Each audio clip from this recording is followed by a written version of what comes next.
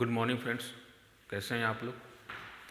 आज हम लोग वैकल्पिक विषय के विषय में चर्चा करेंगे कि यूपीएससी मेंस में वैकल्पिक विषय यानी कि ऑप्शनल सब्जेक्ट ज्योग्राफी का क्या रोल रहता है या ज्योग्राफी क्यों लेनी चाहिए हमें, इसी पे डिस्कस करेंगे आज हम लोग।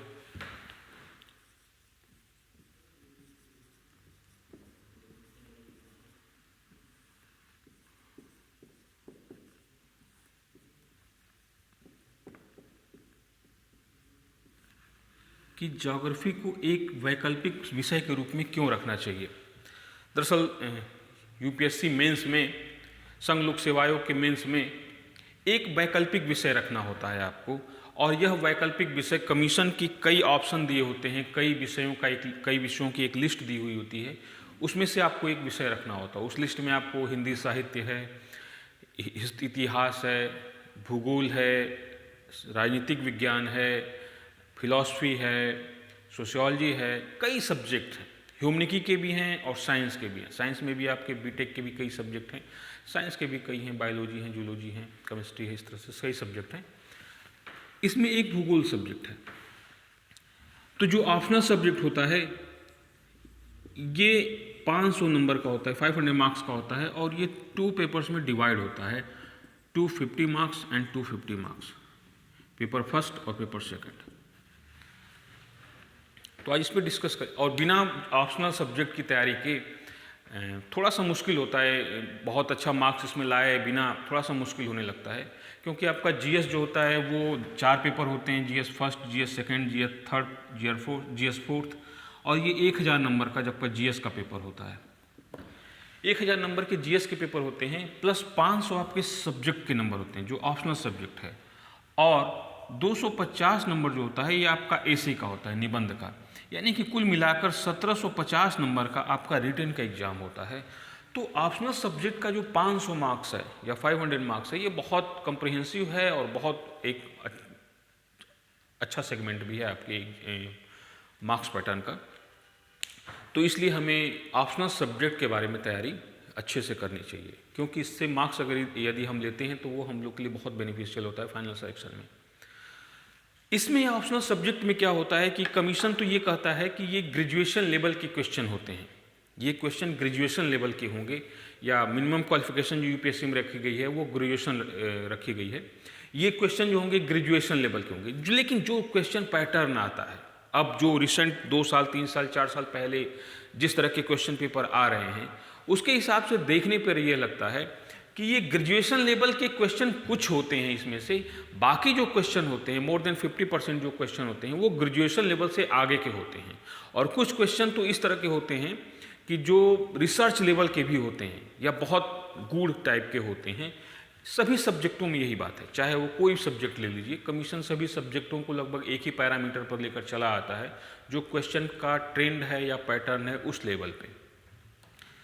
तो सबसे पहला सवाल आता है कि हमें कोई सब्जेक्ट चूज करने से पहले अब बार बार मन में ख्याल आता है कि कौन सा सब्जेक्ट लिया जाए, किससे सिलेक्शन होगा, क्या हमारी रणनीति होनी चाहिए। तो एक सबसे बड़ी बात जान लीजिए, महत्वपूर्ण बात है सब्जेक्ट चूज करने के या चयन करने के पीछे, कि आप सुनी सुनाई बातों पे कभी मत जाइए। कोई अगर बोलता है कि फला सब्जेक्ट से सिलेक्शन ज़्यादा होता है, फला सब्जेक्ट से कम होता है, फला सब्जेक्ट बहुत आसान है, फला सब्जेक्ट बहुत कठिन है, तो ये देखिए सब्जेक्ट के बारे में जो ओपिनियन होता है ये पर्सन टू पर्सन वैरी करता रहता है। हो सकता है कि एक व्यक्ति को एक सब्जेक्ट अच्छा लगता हो, उसकी रुचि हो उसमें, उसकी रुचि के अकॉर्डिंग उस सब्जेक्ट का नेचर हो, या उस सब्जेक्ट के अकॉर्डिंग उसकी रुचि का नेचर हो, ठीक है।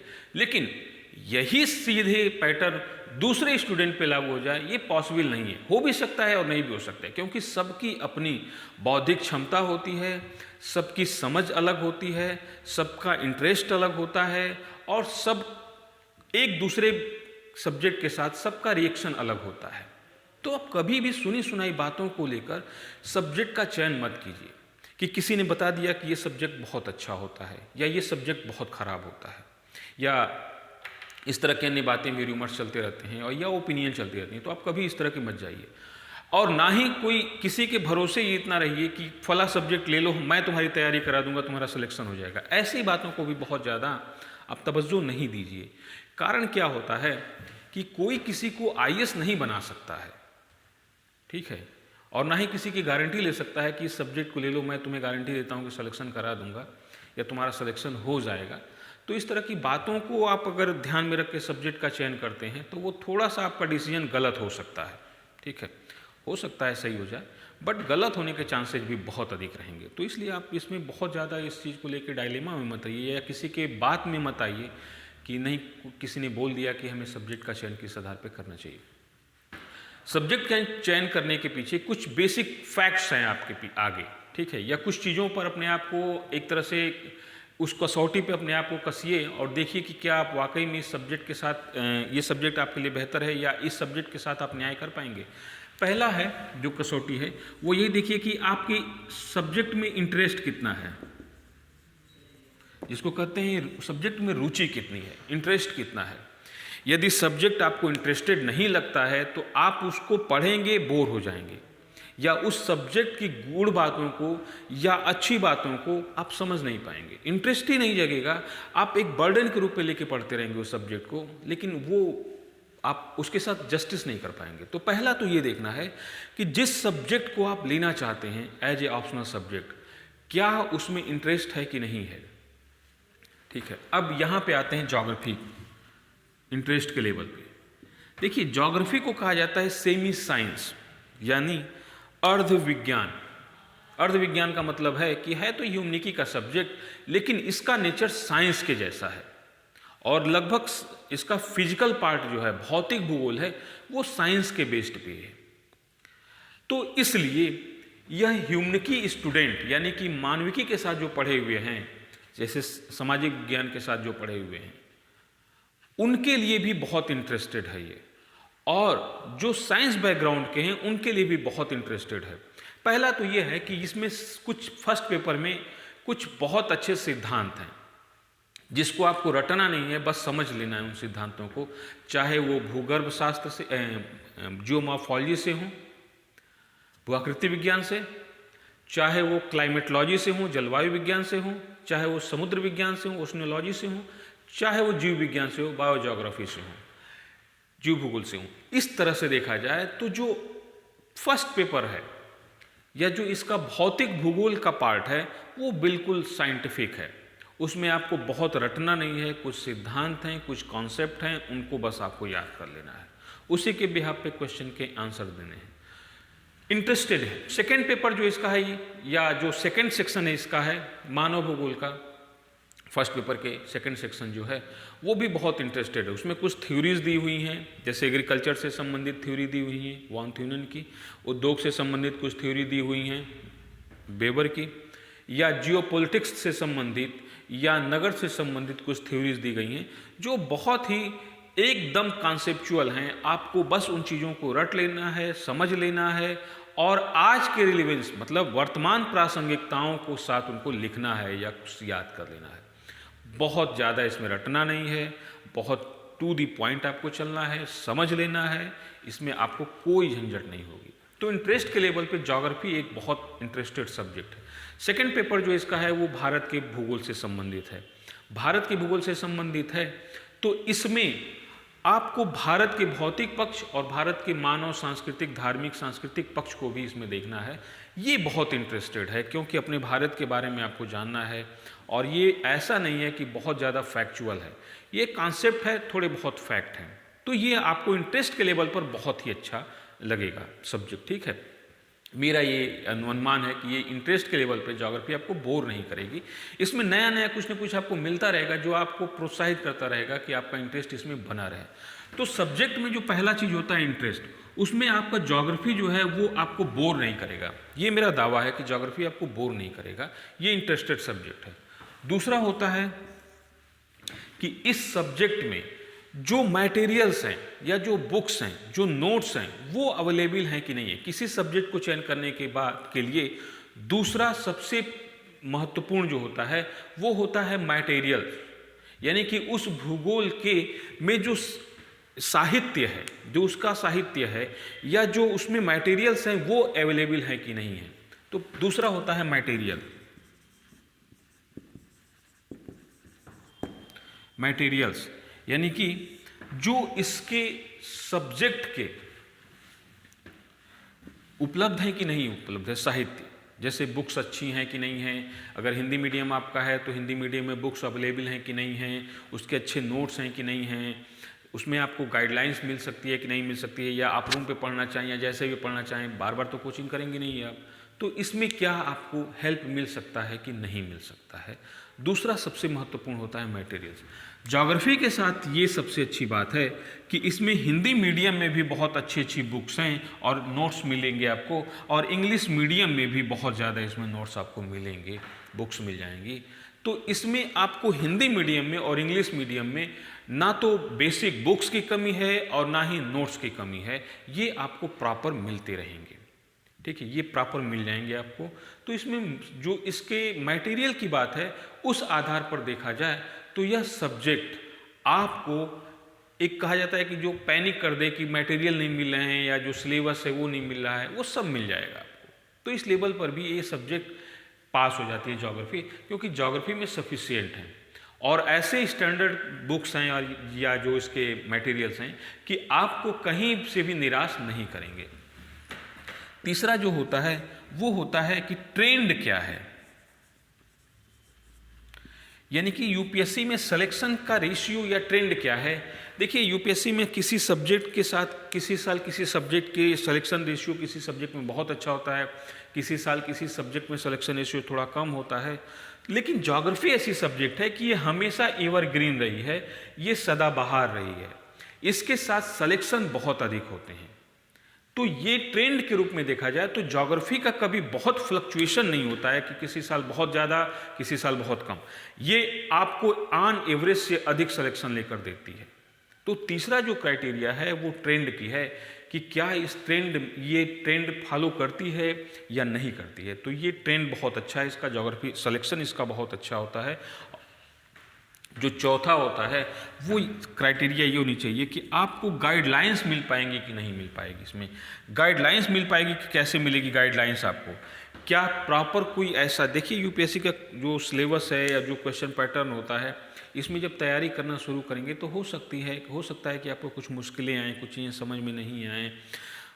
जाहिर सी बात है कि आपने पढ़ा है कभी तो ठीक है, नहीं पढ़ा है तो थोड़ी सी मुश्किल आएगी, किसी भी सब्जेक्ट में आएगी। तो ये देखना चाहिए कि इसमें गाइडलाइंस आपको उपलब्ध है कि नहीं है, क्या आपके टीचर से हेल्प ले सकते हैं कि नहीं ले सकते हैं, कोई टीचर आपको बता सकता है कि नहीं बता सकता है। तो ये चीज़ें भी बहुत मायने रखती हैं कि अगर कहीं आप फंसते हैं या कहीं पे आपको समझ में नहीं आता है कोई कॉन्सेप्ट या कोई तथ्य सही समझ में नहीं आता है, तो आपको प्रॉपर कोई समझाने वाला है कि नहीं है। इस मामले में ज्योग्राफी में भी आपको बहुत अच्छे से गाइडलाइंस मिल जाएगी। यदि आप अभिज्ञान IAS अकेडमी में एडमिशन लेते हैं तो मैं आपको गाइडलाइंस देता रहूँगा, और बाकी जैसे भी होगा आपको गाइडलाइंस मिलती रहेगी, ठीक है। तो इसमें गाइडलाइंस के बेस पे देखा जाए तो ये आपके लिए ऐसा नहीं है कि निराश करेगा, गाइडलाइंस भी प्रॉपर मिलती रहेगी। सिलेक्शन का जो में एक होता है कि सबसे बड़ी बात होती है कि मेंस में इस सब्जेक्ट को कितने लोग लेते हैं, मुख्य परीक्षा में इस सब्जेक्ट को कितने लोग लेते हैं। तो मुझे जहाँ तक मैं डाटा पिछले कई साल के एनालिसिस किया हूँ कि ज्योग्राफी को मेंस में लेने वाले लोगों की संख्या या तो पहले नंबर पर होती है या दूसरे नंबर पर होती है, और ज़्यादा वर्ष में ये पहले नंबर पे ही होती है कि यदि 10,000 लोग मेंस दे रहे हैं तो जिसमें 3,500 या 4,000 तक लोग ज्योग्राफी सब ऑप्शनल को लेते हैं मेंस के ऑप्शनल सब्जेक्ट में, तो यानी इस सब्जेक्ट को लेने वाले स्टूडेंट की संख्या अधिक होती है। तो आपको इस सब्जेक्ट से एग्जाम देने वाले स्टूडेंट्स की संख्या भी अधिक मिलेगी। इसका मतलब है कि कहीं ना कहीं ये सब्जेक्ट एडवांटेज दे रही है आपको, क्योंकि सारे लोग इस सब्जेक्ट को लेने के मतलब पीछे कारण क्या है कि अगर सभी लोग इस सब्जेक्ट को ले रहे हैं तो कुछ तो बात है इसमें, कुछ तो सिलेक्शन रेशियो अधिक है इसमें। तो मैं डाटा पे नहीं जाऊँगा कि कितना डाटा है सिलेक्शन का, कितना क्या है, ये तो चेंज होता रहता है, बट एक ट्रेंड है उस पर जाऊँगा मैं। उसमें आपको बता दें कि ज्योग्राफी से सिलेक्शन होने वाले स्टूडेंट की संख्या सामान्यतः अधिक होती है, वो चाहे हिंदी मीडियम के हो चाहे इंग्लिश मीडियम के हो, सिलेक्शन दोनों में होता है। तो इसमें मेंस में जो लेने वाले स्टूडेंट्स की संख्या होती है, नंबर ऑफ स्टूडेंट्स हैं, वो ज़्यादा है। अब आते हैं हम लोग इसमें मीडियम का क्या है, मीडियम का क्या है रोल इसमें। देखिए ज्योग्राफी सब्जेक्ट जो है वो हिंदी मीडियम और इंग्लिश मीडियम दोनों मीडियम के स्टूडेंट्स के लिए बहुत बेनिफिशियल है, या दोनों मीडियम के स्टूडेंट के लिए बहुत हेल्पफुल है। तो ज्योग्राफी सब्जेक्ट, जैसे कुछ सब्जेक्ट ऐसे होते हैं जो किसी खास मीडियम के लिए फेवरेबल होते हैं, तो उस तरह की सब्जेक्ट ज्योग्राफी नहीं है। ज्योग्राफी में हिंदी मीडियम में भी बहुत आपको मटेरियल मिलेगा और चीज़ों को अगर आप एज इट इज़ लिख कराएंगे, यदि कॉन्सेप्ट क्लियर रहेगा तो आपको मार्क्स अच्छा मिलेगा। और यदि इंग्लिश मीडियम के हैं आप तो उसमें भी एज इट इज़ लिख कर आते हैं, कॉन्सेप्ट सही है आपका, फैक्टों के साथ उसके साथ जस्टिस करते हैं तो उसमें भी मार्क्स आपको बहुत अच्छा मिलेगा। तो मीडियम की जो प्रॉब्लम है वो इसके साथ नहीं है, ठीक है। तो आप ये बिल्कुल भी लेकर पैनिक मत होइए कि ज्योग्राफी सब्जेक्ट किसी खास मीडियम की है। तो जो मैंने आपको क्राइटेरिया बताया है, पहला है इंटरेस्ट आपका होना चाहिए, दूसरा है इसमें कि इसमें मटेरियल अवेलेबल है कि नहीं है, तीसरा है कि इसमें ट्रेंड क्या है, सिलेक्शन क्या हो रहा है, किस तरह के सिलेक्शन हो रहे हैं कि नहीं हो रहे हैं, वो उसमें भी पास आइए, सिलेक्शन बहुत अच्छा होता है यहाँ से। चौथा जो इसमें है वो है गाइडलाइंस, इसमें आपको मिलेगी कि नहीं मिलेगी। तो गाइडलाइंस के लेवल पे भी बहुत आपको गाइडलाइंस अच्छी अच्छी मिल जाएंगी, बहुत से ऐसे लोग हैं जो आपको गाइडलाइंस दे सकते हैं। तो मेरा खुद का बहुत अच्छा एक्सपीरियंस है।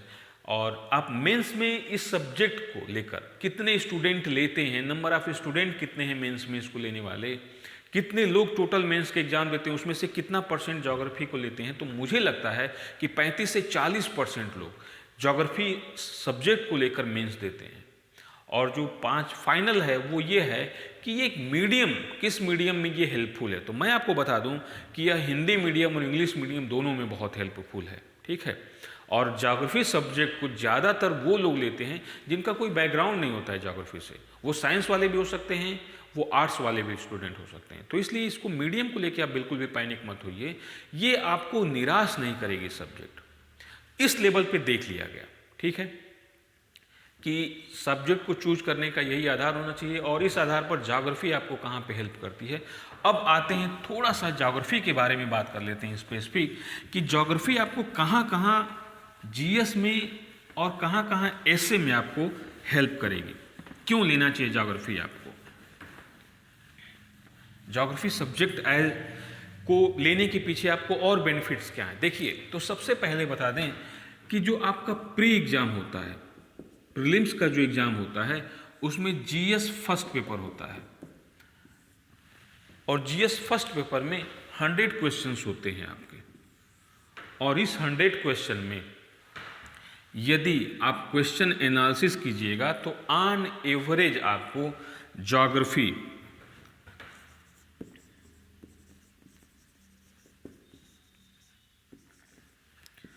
जिसमें आपका विश्व भूगोल भी है, भारत का भूगोल भी है,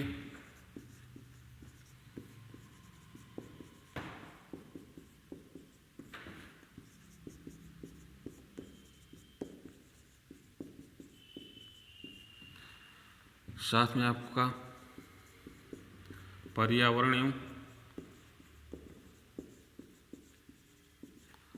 एवं पारिस्थितिकी भी है और इसके बाद आपका मैप यानी कि मानचित्र भी है। ये 4 सेक्शन ज्योग्राफी के हैं। यदि ऑन एवरेज लिया जाए हर साल इस 100 क्वेश्चन में से, तो आप मान के चलिए कि 25 से 30 क्वेश्चन इसी सेक्शन से होता है, geography and environment and ecology. इन दोनों को जोड़ दिया जाए तो 25 से 30 क्वेश्चन, ये जो मैंने 25 से 30 क्वेश्चन बताया है, इसमें करंट बेस भी होते हैं, जो ज्योग्राफी इन्वायरमेंट से रिलेटेड करंट ईयर के क्वेश्चन होते हैं या करंट अफेयर्स के जो क्वेश्चन होते हैं उसमें इंक्लूडेड होता है।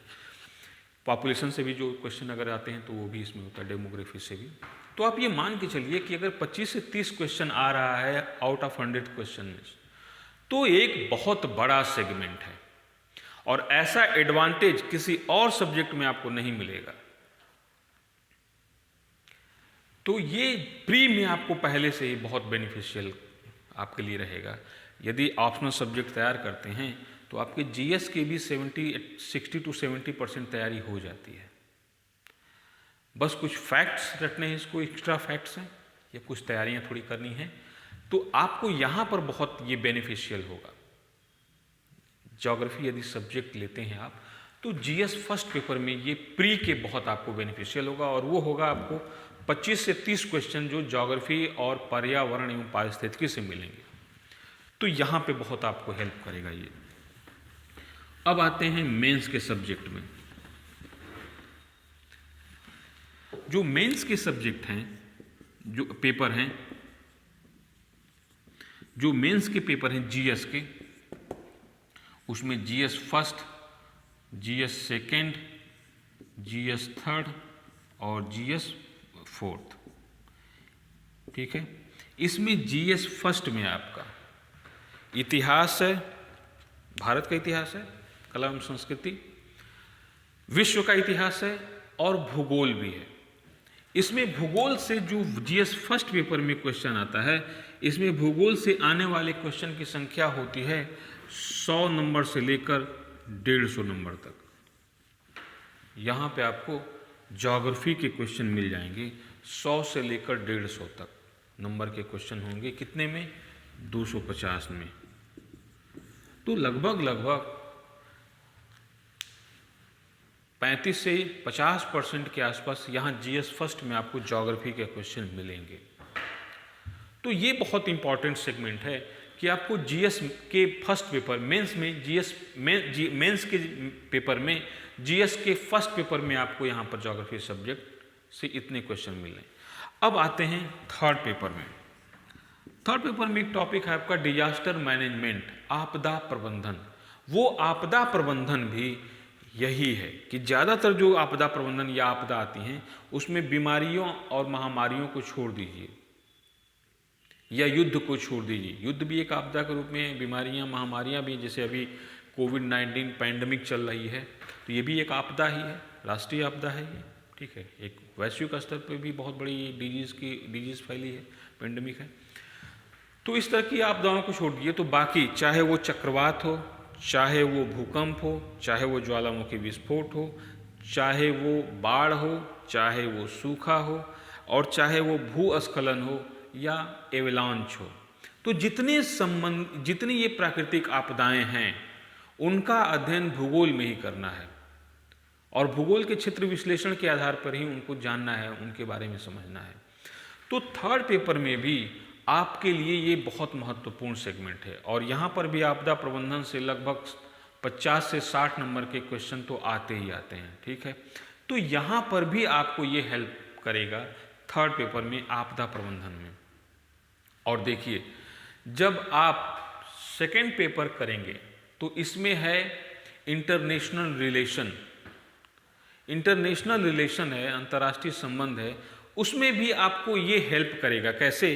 कि यदि किसी देश की भौगोलिक स्थिति के बारे में हम जानते हैं सही से, भारत से उसके भौगोलिक रिश्ते के बारे में जानते हैं, जियोपॉलिटिक्स के बारे में जानते हैं, भू राजनीति जिसको कहा जाता है, तो हम उस प्रकार के क्वेश्चन के, जो इंटरनेशनल रिलेशन के जो क्वेश्चन हैं, इसके उत्तर में अपने आप को बहुत कंफर्टेबल फील करेंगे। तो यहाँ पर भी बहुत हेल्प करेगी ये सब्जेक्ट ज्योग्राफी। तो यहाँ भी आपको आज याद रखना है कि जो इंटरनेशनल रिलेशन के क्वेश्चन हैं, यहाँ पर भी ये हेल्प करेगा। डायरेक्टली नहीं करेगा, लेकिन ज्योग्राफी की अगर समझ है आपको तो आप उस क्वेश्चन को और लोगों से बेहतर तरीके से करेंगे। तो ये आपको इसमें भी सहायता करेगी सब्जेक्ट। एक टॉपिक और है, जीएस में ही है, इंटरनल सिक्योरिटी, आंतरिक सुरक्षा।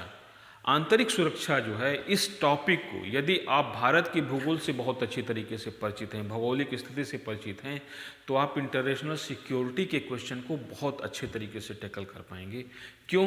क्योंकि यह टॉपिक जो होगा इंटरनल सिक्योरिटी का, वो कहीं ना कहीं हमारे भौगोलिक जो ज्योग्राफिकल रिलीफ्स हैं, भौगोलिक उच्चावच हैं, उससे भी जुड़ी हुई है। तो यदि भूगोल सब्जेक्ट हमारा होगा तो कहीं ना कहीं भारत की भौगोलिक स्थिति या भौगोलिक संरचनाओं की बहुत अच्छी जानकारी हमें होगी और हम इस तरह के क्वेश्चंस का आंसर देने में अपने आप को बहुत कंफर्टेबल फील करेंगे। तो कुल मिलाकर नंबर के रूप में देखा जाए तो डायरेक्ट तो आपका यहाँ से आपका 150 से 200 नंबर के क्वेश्चन ज्योग्राफी से आएंगे जीएस के पेपर में। और आप समझ लीजिए कि अगर 1000 जीएस के पेपर का मार्क्स है और इसमें आपको 200 नंबर का क्वेश्चन ज्योग्राफी से रिलेटेड आ रहा है, तो ये कम नहीं है। कम से कम अदर स्टूडेंट की अपेक्षा आप इस 200 नंबर को लाने में ज़्यादा समर्थ होंगे और ज़्यादा आप कॉन्फिडेंस में होंगे, ज़्यादा आपको कंफर्टेबल होंगे इसमें कि ये 200 नंबर के जो ज्योग्राफी से रिलेटेड मेंस में क्वेश्चन आ रहे हैं जीएस में, वो मेरे अच्छे होंगे। ये तो जीएस की बात रही कि जीएस में ये कितना आपको हेल्प करेगा। अब आते हैं निबंध में,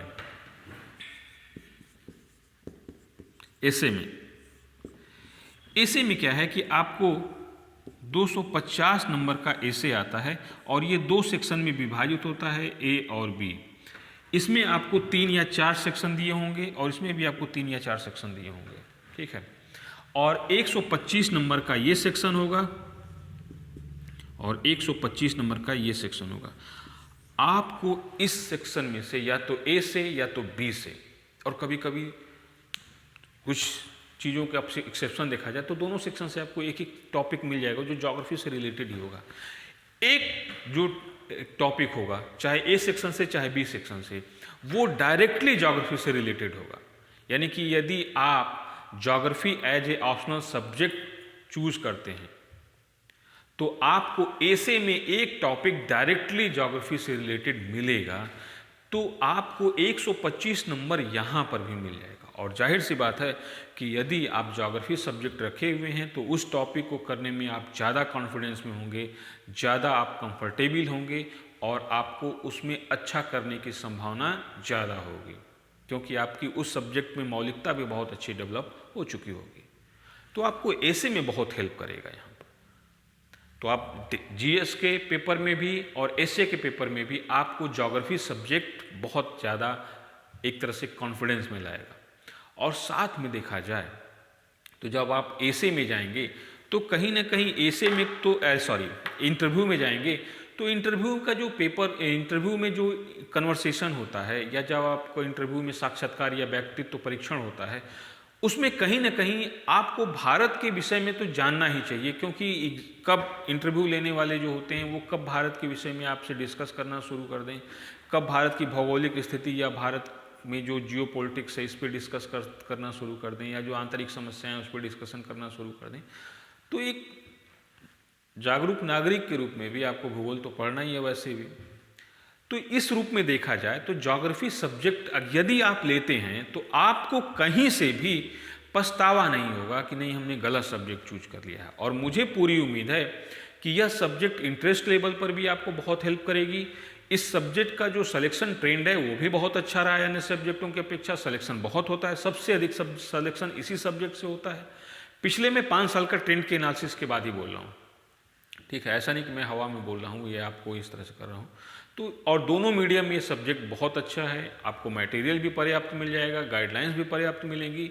और इस सब्जेक्ट को लेते हैं तो आपको यह सब्जेक्ट आपके प्री एग्जाम में, मेंस के एग्जाम में और मेंस के भी खासकर पेपर फर्स्ट और पेपर थर्ड और ऐसे में बहुत हेल्पफुल रहेगी। तो इस रूप में ज्योग्राफी सब्जेक्ट एक बहुत ही कॉम्प्रिहेंसिव सब्जेक्ट है यूपीएससी के सिलेक्शन में, यानी कि जो कहा जाए कि एक तरह से ये बहुत बड़ा सेगमेंट है आपका। अब हम लोग आते हैं कि ज्योग्राफी में क्या पढ़ना है और किस तरह से पढ़ना है, इस सब्जेक्ट के बारे में थोड़ा सा देखते हैं हम लोग। तो ज्योग्राफी सब्जेक्ट को 2 सेक्शन में डिवाइड किया गया है, एक है पेपर फर्स्ट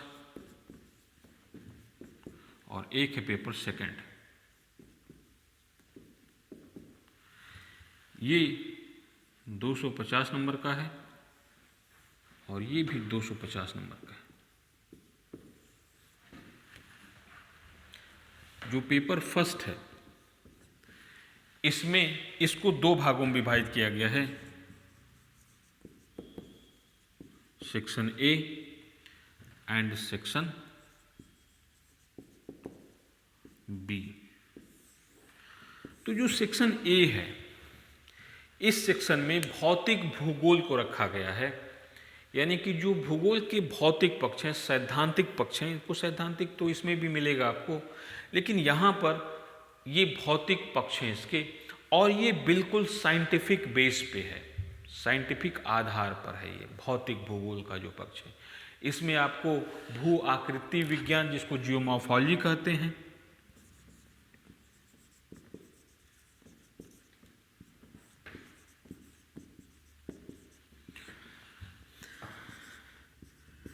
दूसरा इसमें आपको मिल जाएगा जलवायु विज्ञान जिसको क्लाइमेटोलॉजी कहते हैं, तीसरा इसमें मिलेगा आपको समुद्र विज्ञान जिसको ओशनोग्राफी कहते हैं, चौथा मिलेगा आपको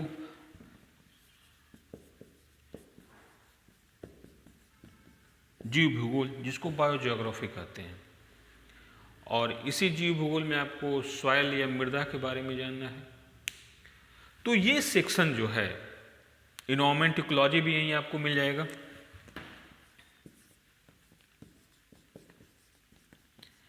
पर्यावरण, ये टॉपिक मिल जाएगा आपको।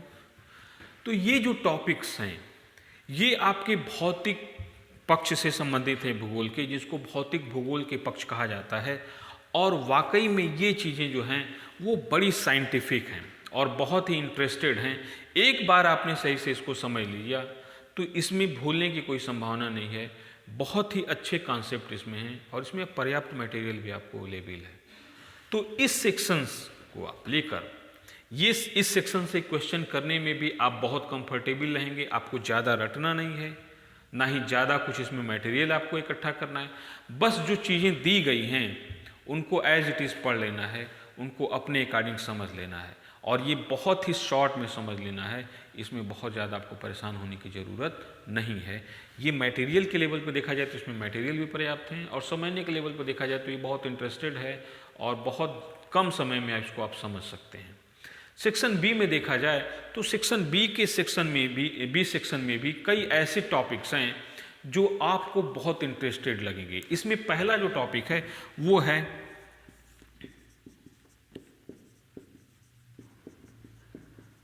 मानव भूगोल में एक कहा जाता है संदर्भ। संदर्भ मतलब होता है कि जो सिद्धांत हैं, मानव भूगोल में जो सिद्धांत हैं उनमें क्या क्या अंतर है, उस सिद्धांतों में आपसी एक तरह से कहा जाए कि विभेद या क्या अंतर है इसमें, तो उसके विषय में है। बहुत छोटे छोटे से सिद्धांत हैं और बड़े एक तरह से कहा जाए कि सरल हैं और इंटरेस्टेड हैं ये सिद्धांत। इसमें पहला तो यही है कि परिमाणात्मक क्रांति क्या है।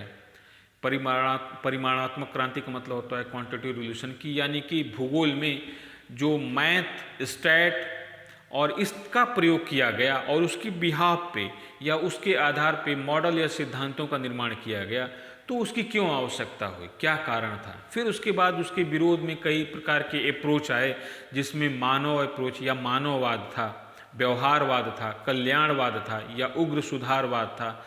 ये जितने अप्रोच हैं ये हैं बहुत सरल, आपको बिल्कुल यहाँ पे आपको समझ जाएंगे आप इसको। जो एक इसमें टॉपिक है, यहाँ पर एक टॉपिक महत्वपूर्ण है, वो है मॉडल एवं सिद्धांत।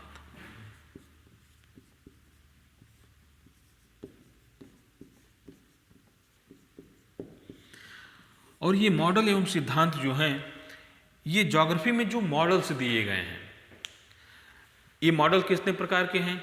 जैसे कृषि से संबंधित कृषि अवस्थिति सिद्धांत वॉन थ्यूनेन का है, औद्योगिक अवस्थिति सिद्धांत वेबर का है, फिर केंद्र स्थल सिद्धांत क्रिस्टॉलर का है और उसमें लॉस ने जो सुधार किया है।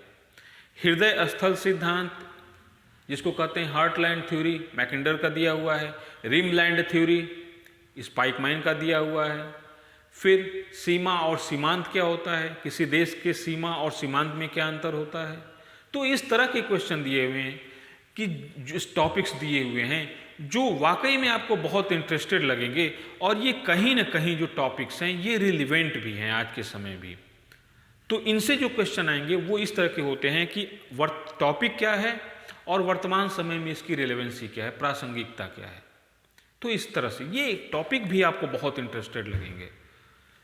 इसके बाद जो टॉपिक्स बचते हैं उसमें है एक टॉपिक है आपका नगरीय भूगोल, बस्ती भूगोल जिसको कहते हैं। उसमें नगरीय भूगोल और ग्रामीण भूगोल भी है, ठीक है। बस्ती भूगोल वो भी बहुत आसान है कि बस्तियां किस तरह से हैं, किस तरह की बस्तियों का उद्भव हुआ, नगर किस तरह होते हैं, नगरों की आंतरिक संरचना क्या होती है, या नगर कहाँ बसते हैं, नगरों के बसाव का इतिहास दे दीजिए, बताइए।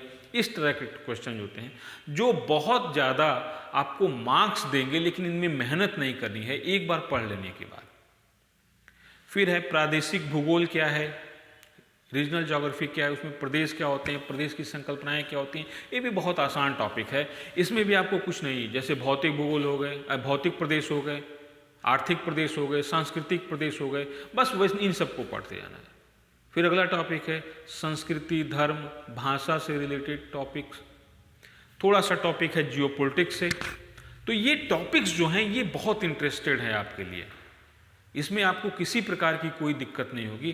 तो जो फर्स्ट पेपर है इसके फर्स्ट सेगमेंट में 5 टॉपिक हैं और सेकंड सेगमेंट में भी 5 टॉपिक हैं। जो पेपर सेकंड है, इस सेकंड पेपर में भी 10 टॉपिक हैं जो सेक्शन ए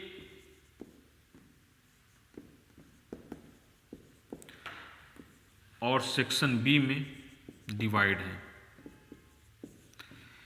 ये 10 टॉपिक जो होते हैं सेक्शन ए और सेक्शन बी में डिवाइड हैं। जो फर्स्ट सेक्शन है सेकंड पेपर का, इसको कहते हैं इंडियन ज्योग्राफी, भारत का भूगोल। ये जो भारत का भूगोल है सेकंड पेपर, ये भी 2 सेक्शन में डिवाइड है और 2 सेक्शन में डिवाइड है, इसको भी सेक्शन ए और सेक्शन बी के रूप में डिवाइड किया गया। तो फर्स्ट सेक्शन में जो है वो भारत के भौतिक भूगोल से पक्ष से संबंधित टॉपिक्स हैं। जैसे इसमें हो गए भारत की भूगर्भिक संरचना, यानी कि भारत की जो भूगर्भिक संरचना है कि किस प्रकार की चट्टानों से भारत बना हुआ है, ये चट्टानें कब उद्भूत हुई हैं, इनकी क्या विशेषताएं हैं, कौन से खनिज पाए जाते हैं, ये भारत के किन क्षेत्रों में फैली हुई हैं, यानी कि भूगर्भिक संरचनाओं से संबंधित टॉपिक्स हैं। दूसरा जो है वो भारत का भौगोलिक या भू आकृतिक विभाजन, कि भारत को भू आकृतिक रूप से कितने प्रदेशों में बांटा जाता है। जैसे उत्तर का पर्वतीय भाग जिसको हिमालय पर्वत रिप्रेजेंट करता है, फिर मध्य का बृहद मैदान जिसको हम लोग सिंधु गंगा ब्रह्मपुत्र मैदान या great plains of north India के नाम से जानते हैं। इसके साउथ में जो है वो भारत का प्रायद्वीपीय भाग है जो विश्व के प्राचीन पठारों में से एक है। ये तो भारत के 3 प्रमुख भौतिक विभाजन हो गए। चौथा जो विभाजन है वो है कि भारत के तटवर्ती क्षेत्रों में जो प्रायद्वीप भारत है वो 3 तरफ से समुद्र से घिरा हुआ है। उसके प्रायद्वीपीय भारत के पूर्व में बंगाल की खाड़ी है, पश्चिम में अरब सागर है और दक्षिण में हिंद महासागर है, ठीक है, जिसमें श्रीलंका से लगा हुआ मन्नार की खाड़ी है या पाक स्ट्रेट है।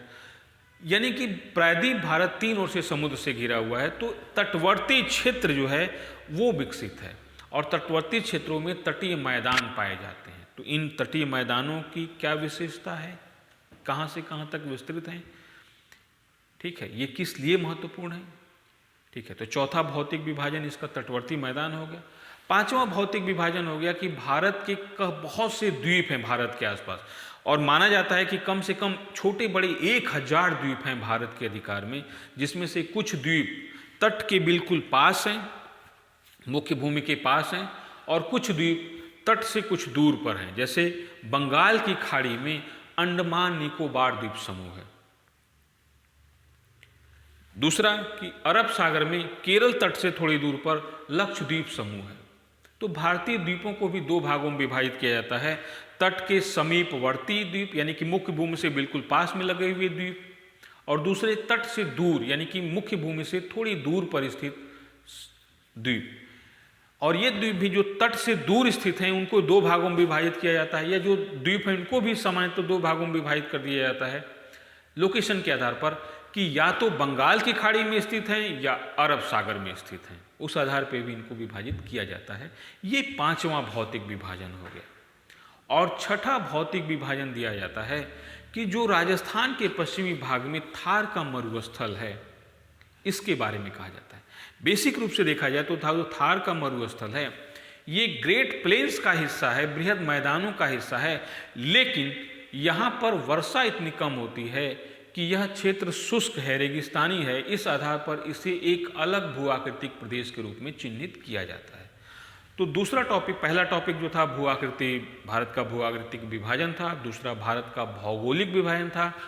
तीसरा है कि भारत के अपवाह तंत्र, जो यहाँ पर नदियाँ प्रवाहित होती हैं, इन नदियों का उद्गम कहाँ से हुआ, किस काल में हुआ, और ये किस तरह के अपवाह तंत्र और अपवाह प्रतिरूप का निर्माण करती हैं, इसके विषय में हमें चर्चा करनी है। जो चौथा टॉपिक है वो ये है कि भारत की जलवायु कैसी है, या भौगोलिक रूप से भारत को कितने जलवायु प्रदेशों में विभाजित किया जाता है।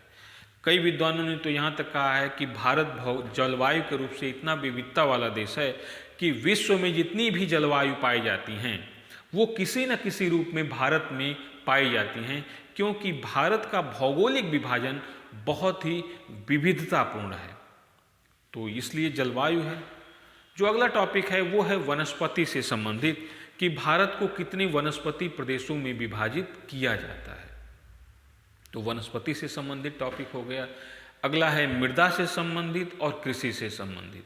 ये जो होते हैं भारत के भौतिक पक्ष के रूप में हैं, जो सेक्शन ए में इनसे रिलेटेड क्वेश्चन आते हैं। सेक्शन बी में जो क्वेश्चन है उसमें होता है उद्योग, खनिज, परिवहन, व्यापार, धर्म, भाषा, संस्कृतियां, इनसे रिलेटेड क्वेश्चन आते हैं। तो आपको कुल मिलाकर जो सेकेंड पेपर है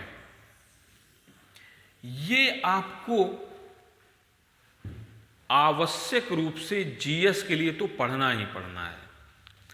जीएस प्री में भी, आईएएस के प्री में भी और आईएएस के मेंस में भी जीएस में ये टॉपिक तो आपको पढ़ना है, और इसको भी आप अवॉइड नहीं कर सकते। ये भी जीएस में आएगा, ये भी आएगा, ये भी आएगा, ये भी आएगा, ये भी आएगा। लेकिन हाँ, ऑप्शनल सब्जेक्ट के जो क्वेश्चन होंगे ये सब्जेक्ट तो नहीं आए, ये टॉपिक तो मेंस में नहीं आएगा, आपके जीएस में नहीं आएगा, मेंस में ये नहीं आएगा। बट ये टॉपिक तो आपके मेंस में आएंगे। ये टॉपिक तो ज्योग्राफी का जो भारत का भूगोल है, सेकंड पेपर जो ऑप्शनल सब्जेक्ट का है, ये तो पूरा आपको जीएस में पढ़ना है। और ये फर्स्ट पेपर का फर्स्ट सेगमेंट है, ये भी आपको जीएस में पढ़ना है। चाहे आप ज्योग्राफी सब्जेक्ट लिए हों या ना लिए हों, तो आपको पढ़ना तो ये भी है वहाँ पर। हाँ, इससे जो क्वेश्चन जीएस में आएंगे वो थोड़े से कम टफ होंगे, सामान्य प्रकृति के होंगे और सामान्य प्रवृत्ति के होंगे। तो यहाँ पर आपको ज़्यादा मेहनत नहीं करनी है। बट एज ए सब्जेक्ट आप ज्योग्राफी लिए हैं, ऑप्शनल सब्जेक्ट के रूप में आपके पास ज्योग्राफी है, तो इन क्वेश्चनों को करने में आप बहुत ज़्यादा कंफर्टेबल होंगे और इनके उत्तर आप बहुत अच्छे तरीके से दे लेंगे। और ये आपके ऊपर किसी प्रकार का बर्डन नहीं डाल पाएंगे कि नहीं इस सब्जेक्ट की तैयारी हमने नहीं की है या ये मेरे लिए कोई मुश्किल है। ठीक है। और कभी कभी क्या होता है, कोर सब्जेक्ट के यानी कि कोर ऑप्शनल के टॉपिक उठाकर इन चीज़ों जीएस में पूछ लिया जाता है। ये सेकेंड पेपर जो है भारत का भूगोल, ये तो आपको जीएस में वैसे ही पढ़ना है। तो इस रूप में देखा जाए तो ज्योग्राफी सब्जेक्ट आपके साथ न्याय करेगी। अब ये मसला है कि आप इस सब्जेक्ट के साथ कितना न्याय करते हैं। न्याय करने का मतलब ये हुआ कि सिर्फ सब्जेक्ट ले लेने से, किसी सब्जेक्ट को ले लेने से सिलेक्शन नहीं हो जाता है, या कोई सब्जेक्ट अपने आप में अच्छी या बुरी नहीं होती है। सब्जेक्ट है, कुछ उसकी मौलिक मान्यताएं होती हैं, कुछ मौलिक फैक्ट्स होते हैं, उसके आधार पर सब्जेक्ट बिहेव करता है। यदि आप उस सब्जेक्ट को लेते हैं और वाकई में उस सब्जेक्ट की आत्मा के अकॉर्डिंग आप क्वेश्चन का आंसर लिखते हैं, तो आपका सिलेक्शन होगा और डेफिनेटली होगा। लेकिन उस सब्जेक्ट को पहले समझना है आपको। कोई भी सब्जेक्ट ले लीजिए, मैं किसी सब्जेक्ट की ना तो बुराई करूंगा और ना ही किसी सब्जेक्ट की मैं बहुत ज़्यादा एक तरह से कहा जाए कि ये सब्जेक्ट हीन है, नहीं लेना चाहिए। ठीक है, आपकी रुचि है, मुझे ये अधिकार नहीं है किसी सब्जेक्ट के बारे में कुछ बोलूं। मुझे ज्योग्राफी सब्जेक्ट चूँकि मैं एज ऑप्शनल पढ़ाता हूँ ज्योग्राफी, तो इसलिए मैं सिर्फ इसी सब्जेक्ट के बारे में बात कर रहा हूँ। और मुझे जो बात कर रहा हूँ ज्योग्राफी के विषय में, वो बढ़ा चढ़ा कर बिल्कुल नहीं बोल रहा हूँ, बिल्कुल ग्राउंड रियलिटी वाली बातें बोल रहा हूँ कि ये सब्जेक्ट सिलेक्शन भी बहुत अधिक देती है मेंस में। आप पूरा डाटा उठा के देख लीजिए, मेंस में लेने वाले स्टूडेंट की संख्या भी बहुत होती है ज्योग्राफी से, सबसे अधिक ज्योग्राफी से लेते हैं। ये सब्जेक्ट दोनों माध्यमों में, चाहे हिंदी मीडियम के हो चाहे इंग्लिश मीडियम के हो, दोनों में बहुत पॉपुलर है, बहुत अच्छा मार्क्स देती है। और साथ में जो आपका एजुकेशनल बैकग्राउंड है कि आप साइंस बैकग्राउंड के हैं कि आर्ट बैकग्राउंड के हैं, ये मायने नहीं रखता है कि आप किस बैकग्राउंड के हैं। ज्योग्राफी को दोनों बैकग्राउंड वाले स्टूडेंट बहुत ज़्यादा प्रीफर करते हैं। कारण है कि यह सेमी साइंस है, यानी कि आर्ट भी और साइंस भी है, तो आपको इंटरेस्ट हमेशा इसमें बना रहेगा और आपको चीज़ें रटनी नहीं है। और सबसे महत्वपूर्ण बात कि यह जीएस में, चाहे प्री में चाहे मेंस में, और मेंस में भी आपको ऐसे में भी ये हेल्प करेगी। तो इस रूप में ज्योग्राफी एक बहुत ही कॉम्प्रिहेंसिव सब्जेक्ट है कि इसमें आपको किसी प्रकार से नुकसान नहीं होने वाला है। इसमें जो आप ज्योग्राफी सब्जेक्ट लेंगे तो इसमें आपको किसी प्रकार से आपको पछतावा नहीं होने वाला है। बस आपको एक काम करना है कि जो प्रीवियस ईयर के क्वेश्चन आए हैं उन क्वेश्चंस को लेकर आप सॉल्व करना शुरू कीजिए। देखिए हम लोग करते क्या हैं, बेसिक जो गलतियां हम लोग की होती हैं वो ये होती हैं कि हम लोग कोई सब्जेक्ट ले लेते हैं तो पहले सुनी सुनाई बातों पे ले लेते हैं कि किसी सीनियर ने बोल दिया या किसी सर ने बोल दिया या किसी ने बोल दिया या हमें लग गया कि हमें ये लेना चाहिए, तो हम बस लेके शुरू कर देते हैं उस सब्जेक्ट का पढ़ना। पहले क्या होना चाहिए, सबसे पहले क्राइटेरिया तो यही होनी चाहिए कि हमें सबसे पहले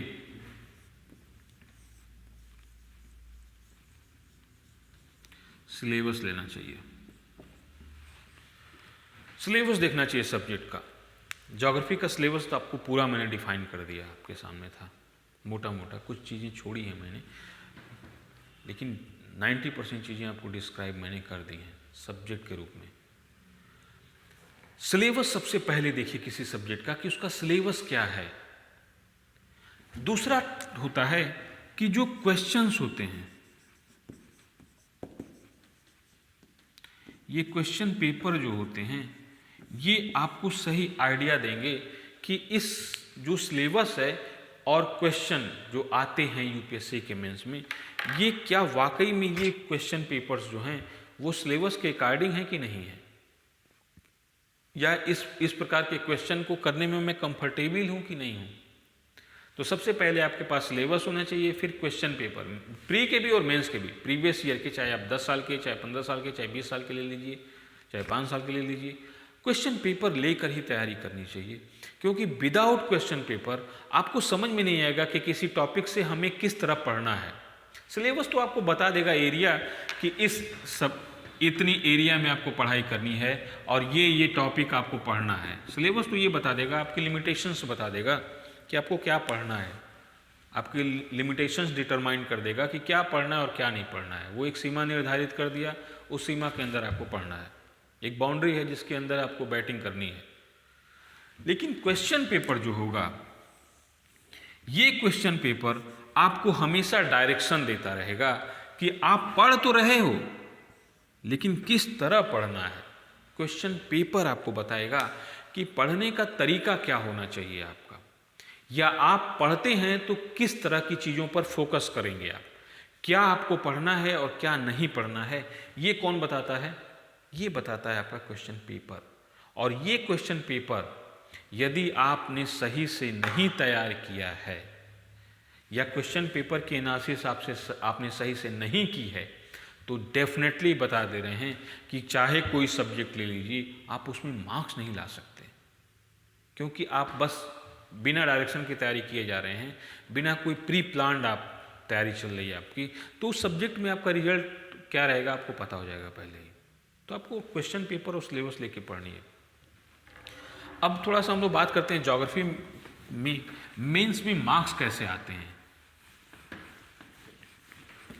देखिए, यदि आप ज्योग्राफी को थोड़ा सा पढ़ लेंगे एज ए सब्जेक्ट, क्योंकि आपको जीएस में भी पढ़ना है और एज ए सब्जेक्ट आपको लेके फर्स्ट पेपर में थोड़ी सी मेहनत कर लेंगे, तो सामान्य तरीके से यदि आप क्वेश्चन अटेंड कर लेंगे और उसके आंसर दे देंगे, खासकर ज्योग्राफी के साथ यह है कि कोई भी चीज़ आप लिखिए, कोई भी प्रश्न का उत्तर दीजिए, तो वहाँ पर कोशिश कीजिए कि मैप या ग्राफ आपका बनना चाहिए। यदि आपने ग्राफ और मैप के विदाउट क्वेश्चन को किया है तो आपको मार्क्स नहीं मिलेंगे ज़्यादा। पहली बात कि आपको मार्क्स लाने के लिए या तो मैप बनाइए या ग्राफ बनाइए। जैसे एग्जाम्पल के रूप में हम बोलते हैं कि उसने पूछ दिया कि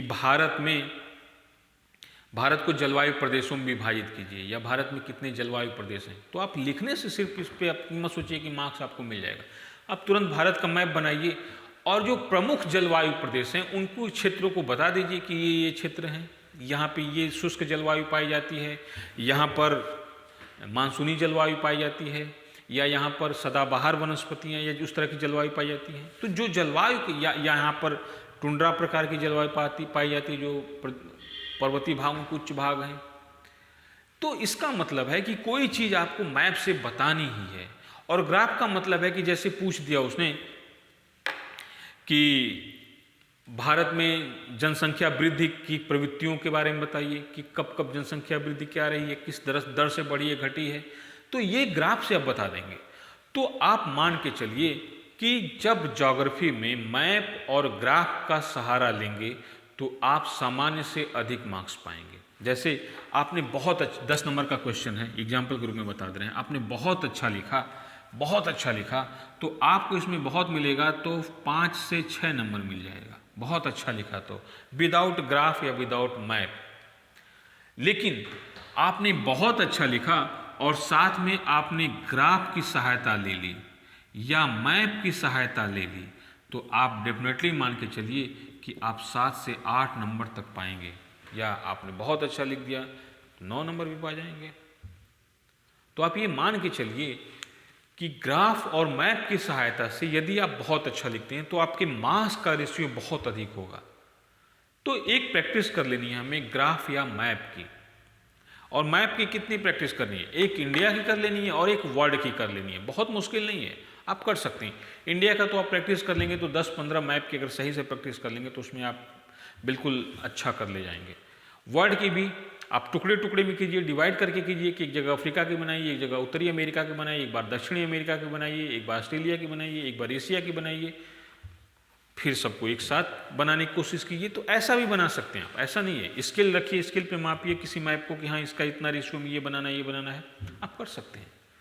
तो मैप और ग्राफ पहली बात है कि आपको मैप और ग्राफ के साथ क्वेश्चन को अगर लिखते हैं, आंसर को लिखते हैं, तो इसमें आपको मार्क्स मिलने की संभावना ज़्यादा होगी। दूसरा जो सबसे महत्वपूर्ण है वो है एग्जाम्पल, उदाहरण। यदि किसी बात को आप लिखते हैं तो उसके लिए यदि कोई उदाहरण आप देते हैं तो ये बहुत महत्वपूर्ण हो जाएगा आपके आंसर को सपोर्ट करने में। या उदाहरण जो होते हैं वो आपके आंसर को और सिंबल प्रदान करते हैं। जैसे कहा जाता है कि वो आपको और सबल बनाते हैं या उसको और प्रबल बनाते हैं, प्रभावी बनाते हैं। तो आपको एग्जाम्पल कोई ना कोई देना है, जीएस में भी और मेंस में भी। और ये चीज़ जो एग्जाम्पल वाली है वो आपके क्वेश्चन आंसर को जस्टिफाई कर देगी। एग्जाम्पल देकर आप एग्जामिनर को अच्छे से अपनी बातों से प्रभावित कर सकते हैं। तो याद रखिए कि एग्जाम्पल भी आपको देते रहना है। किसी भी टॉपिक में यदि एग्जाम्पल नहीं देंगे आप तो वो टॉपिक आपका अधूरा रह जाएगा। तो मैप और ग्राफ और साथ में एग्जाम्पल, अगर ये 2 चीज़ आप अपने आंसर में देते हैं तो आप मान के चलिए कि आपका जो आंसर होगा वो कंप्लीट हो जाएगा और कहीं ना कहीं ये चीज़ें आपके फेवर में बहुत अच्छा काम कर जाएंगी। तो इन चीज़ों को आप ध्यान में रखना है।